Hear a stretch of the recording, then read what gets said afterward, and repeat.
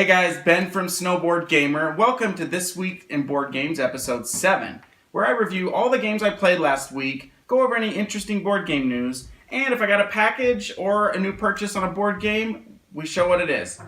2 days ago on Monday, I published a video of FunkleBenCon, and you've heard me talk about it in some of my previous episodes. Go check it out if you haven't seen it yet. Here's a 30-second preview of FunkleBenCon.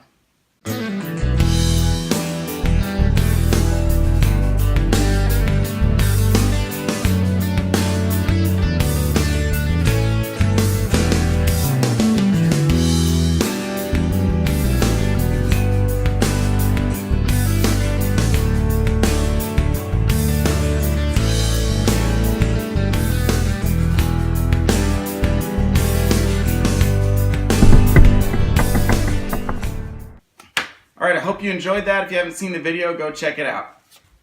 Next, I heard there is a hater out there who thinks that there are nothing on these cards. There actually are, and you can see there's text all over them. Now, I've got a little song for you. I play too many games, got nothing on these cards. That's what people say, that's what people say. I'm just gonna play. Haters gonna hate. I'm just gonna shake it off. Next, I played Agricola All Creatures Big and Small. Again, this is the second week in a row. This time I played it with Travis instead of Kinsey. Actually, I've got a lot of pigs this game. It is a 2-player game, plays in 30 minutes, ages 13 and up, about farming and agriculture. We put a poll at the end of last week's video on is this pronounced Agricola or Agricola? In the comments, it was a 2-2 tie, but we got the best comment ever about this that says the word Agricola actually comes from a Greek word. So if it's in Greek, then it would be Agricola. But if it were in English, then Agricola makes sense. So maybe we just call it a draw, Kinsey. As I mentioned at the beginning of this video, I had ankle surgery last week. Going into ankle surgery. Almost ready to go. Yep. You seriously want to go to the wizard's chest now with crutches on? Mm-hmm. It was fairly painful to hobble down the 5 sets of ramps to the bottom, but at the bottom I was looking for, hoping that they have Cities of Splendor, but I don't see it yet. Where would it be? Oh, there's regular Splendor.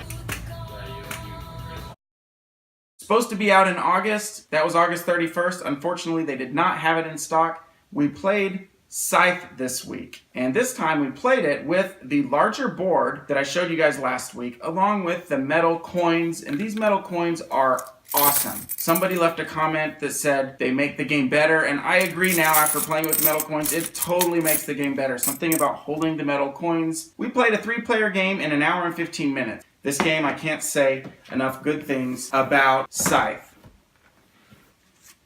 Next, Kinsey sometimes likes to take over our board game table, and she does tons of cute crafts with it. So I have to take a minute and give a shout out to my daughter Kinsey, who does some amazing crafts. What you doing, Kinsey?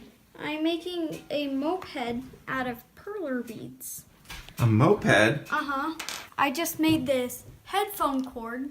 I did have one fail along the way, though. Uh-oh. This is Paper Jam Dipper. Paper Jam Dipper. Haha, love it. So here is the finished product of my scooter. And an RV camper. That is so cool. Kinsey has her own YouTube channel, so go search for Kinsey Eileen on YouTube and you will find her. Go subscribe to her. She is amazing and I love her to death. For the 5th week in a row, we played Kingdomino. This game just continues to hit the table week after week. If you don't own this yet, go out and buy it. It's less than 20 bucks. It is for ages 8 and up, 2 to 4 players, plays in 15 minutes. It's a much more interesting version of dominoes where you've got these tiles that you're laying out and trying to match them up and score points. It is a lot of fun. Go check out Kingdomino. The summer is over, which means that marching band season is in full swing now, which means our lives are getting busier. First football game happened last Friday night, and the band marched at the halftime show.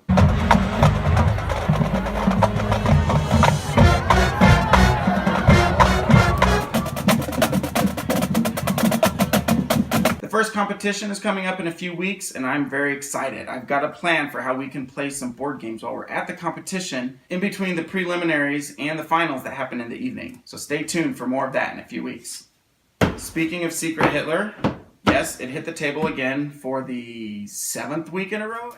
We're gonna get this on video. Okay.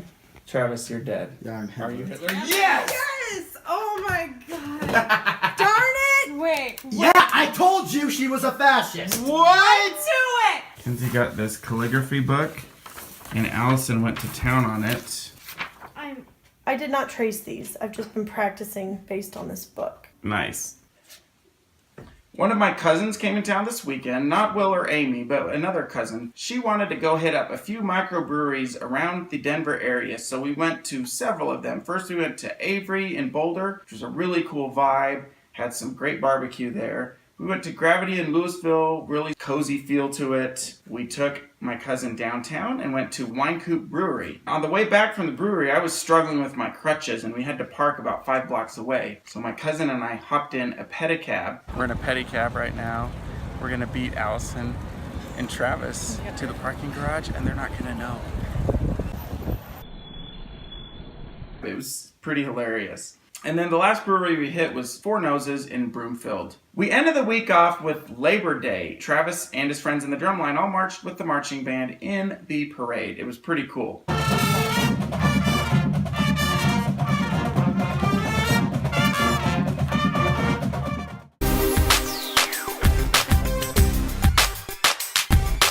In the afternoon, we went over to Boulder Ski Deals and got both of our kids set up with snowboarding packages. They had a crazy Labor Day sale. We got some awesome deals. I'm really excited to go hit the mountain with our kids. What's better than a day on the mountain snowboarding and then in the evening playing board games? We came home and that evening ended with some Secret Hitler and a game called Ice Cool. 2 to 4 players, plays in 20 minutes, ages 6 and up.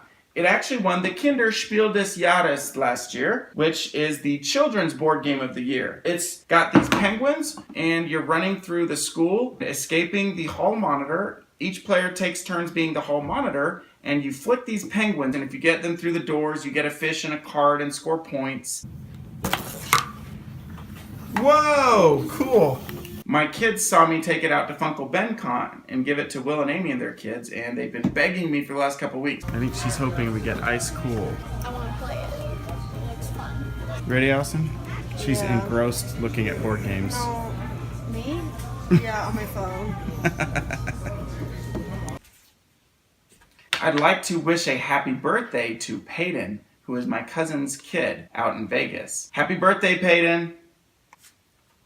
I did not find any interesting news in the board game community this week, so we'll skip the news section. I did get a package in the mail. Ta-da. Bears vs. Babies.